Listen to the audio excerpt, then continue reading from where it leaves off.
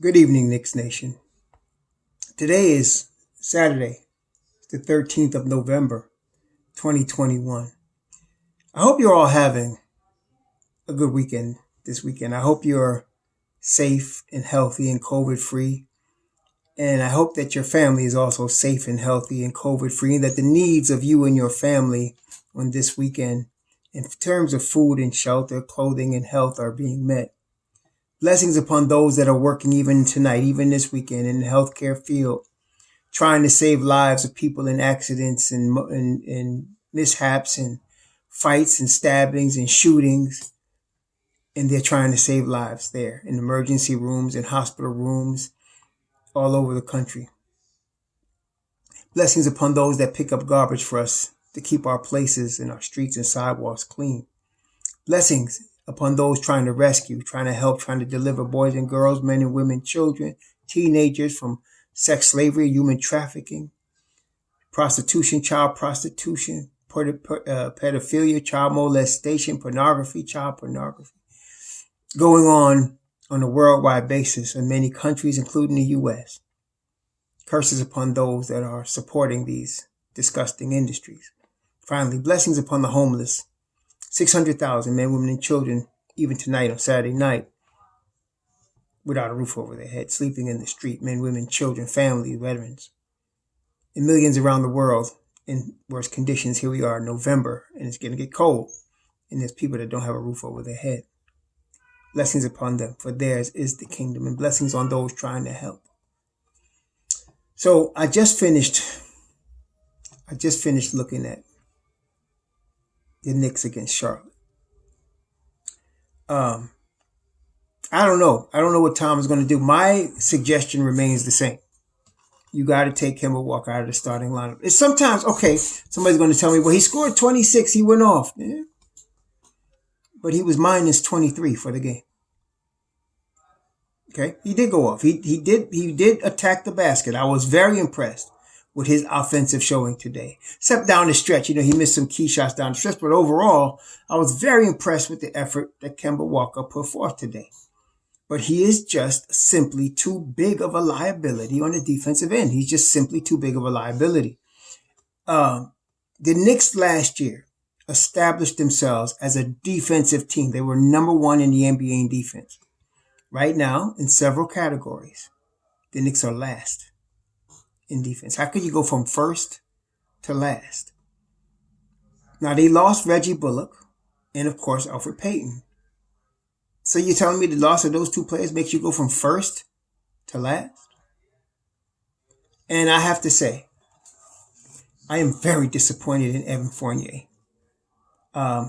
He had 5 points last night. He was minus 11. He's just not doing it. I really was expecting more from him in his prime right now, Evan Fournier, especially if you notice the summer he had in the Olympics. I was expecting a lot more from him. Okay. Okay. You want to be objective and pragmatic about the situation, right? Practical. You got to take Evan Fournier and Kemba Walker out of the line. And anybody talking about a trade, I'm wondering who you're going to trade. As long as you have Evan Fournier and Kemba Walker in your starting lineup, I don't care who you trade for. You can trade for whoever you want. It ain't going to help. Okay, these two guys are weak links in the starting unit. Sometimes, it takes time for a team to gel, and I get that. But sometimes teams just don't gel. That's happened a lot, in the NBA. Sometimes you put 5 guys together and it just doesn't work out. They're just not gelling. The answer is already on the Knicks. We have Quentin Grimes and Deuce McBride. Okay, we have both of those guys, and they can play, and they both play defense. Now, I'm not suggesting we start them because I know we got a coach that don't start rookies. Okay, not really. I wish we could, but that's not going to happen. But I would suggest you take 2 guys off the second unit, IQ, Alec Burks, and you put them in the starting unit. And then you bring Grimes and Deuce and you bring them into the second unit. Now you're not skipping a beat. Okay? You got to make a change. You have to make a change. I mean, I know it, like I said, it takes time for teams to gel, but that defense, you can't go from first in the NBA to last. I mean, last year, before we even got Derrick Rose, we were terrible offensively, but we were first in defense. We were in every game. Okay? That's not the case now. We get out to leads because we got some offensive firepower, but then because we have no defense, for example, here we are again tonight. Now I want y'all to go look at it, but we had a 93-91 lead that the second unit, Mobb Deep, gave us. He brings Kemba Walker in. Then he brings Julius Randle in. Then he brings RJ back. And Charlotte goes on a 10-2 run. That's not coincidence. See, if it happened once, you'd say coincidence, right? But I can't even count. Like, what? How many losses we got? 6? Well, let's say it happened at least 5 times. That, no. Change has got to be made.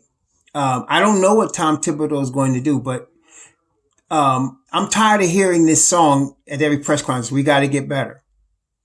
No kidding, Tom. We got to get better. The answers are on your team.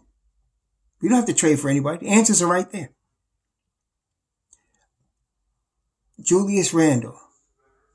He scored 10 points, but he was not in the game. He just wasn't in the game. He was 1 of 4 from foul shooting. I mean, you could just see that's just a guy that's not in the game. His mind was not, I don't know what's going on. I don't know what's his personal life or whatever. But he's not been playing good basketball for us. Not the last 5 games, really. Gordon Hayward took RJ Barrett to school. I mean, just plain and simple. Gordon Hayward took RJ Barrett to school. Now, it was mentioned during the course of the game that RJ has played 100 straight games. Now, that's a lot of games, for a guy coming from his rookie year. That's a lot of daggone games. He played 100 straight games. Maybe his legs are tired. It's early in the season. Maybe he needs to get his second win because this is the thing we have to remember. What was frustrating me about that particular situation is I know they watch film. I know that they understand that Hayward's a cutter, like he's a off the ball movement type of player. He's a slasher. And yet he was beating RJ off the ball. It's almost like they acted like he never seen this guy before and didn't know what to expect. No, RJ just wasn't into it tonight. He just wasn't. Julius wasn't into it, and RJ wasn't into it. I don't know what's going on, but they were both just like they were mentally out of the game. Mitchell Robinson's hurt. He's playing hurt. He hurt his hip, and you could see him limping, and he hurt his ankle early in the game, and he put up a valiant effort. They keep putting him in bad positions because the other 4 players are like Kemba. It was like anytime Rozier or Ball wanted to get to the basket, they could. And now you got Mitchell Robinson guarding 2 of them, and then there's no rotation on the first unit. Julius, I know he forgot how to rotate. And now, it ends up with a basket or a foul or something. To me, Mitchell Robinson is the only guy in the starting unit that should really honestly earn to stay in the starting unit. But they're not going to sit Randall. They're not going to sit RJ. So that's that. But you got to replace Kemba and you got to replace Fournier and you got to do it quickly. Okay. So speaking of quickly. So now the first unit, we talked about Kemba. Kemba scored 26 points, but he was minus 23. Let me remind you. That means while he was on the court, the Knicks were outscored by 23 points. RJ's minus 17. He scores 2 points. Randall is minus 18. Mitchell Robinson is the best of them, minus 9. And then Fournier's minus 11, and he scores 5 points. But then there's the second unit. Taj Gibson was plus 6. He scored 3 points. And they got some BS calls on him that was just stupid calls. I don't understand. But anyway, Burks scores 15. He's plus 4. D Rose was hurt. He's after the game, so you can see it. He scored 8, but he was still plus 15. Emmanuel quickly scored 9 plus 3, and Obi Toppin, he only played 15 minutes. He scored 7 points. He had 8 rebounds. He had an assist. He had a block. He was plus 10. How do you keep that guy on the bench and have him play only 15 minutes? That was killing me. The Knicks' second unit was holding the lead, building the lead. He pulls Obi out the game for Randall, who was minus 17. So I don't know who they're going to change. I actually don't care. As long as I want to see Evan Fournier and Kemba Walker out of the starting line. I don't care who you're replacing with. And if you're talking about, if anyone wants to mention the trade, tell me some trades we can get for them two guys. They're not fitting in. Give me some trades for Kemba Walker and Fournier. You don't want to talk about trades so daggone much.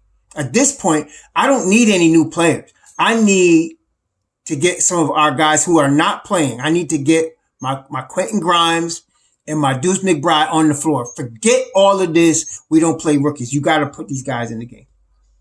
We got them on the sideline here. Okay. So I don't know what Tom Thibodeau's going to do. But he's really wasting time. And we're not even talking about Kevin Knox. Kevin Knox hasn't even gotten any time, at all. So I don't know what he's going to do, but obviously we just lost 2 straight again. Yes, it's early in the season, but I don't think Kemba's going to get any better on defense. Fournier might find his footing eventually, but how many games do we have to lose before that happens? I don't know. But I don't think Kemba Walker's going to get any better on defense. They attacked him. They found where he was standing trying to hide in the corner, and they would throw the ball to that corner, and whoever was there would splash a 3. I'm sorry. It's just, and okay, some of y'all suggested bringing Kemba into the second unit. Okay, whatever. But what I'm saying, if you're going to put Kemba in the second unit, then I would take out Fournier as well.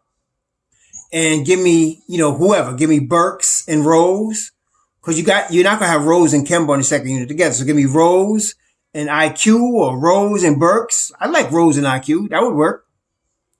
But you got to make some changes. It's got to happen, soon. Okay, look. This is the thing.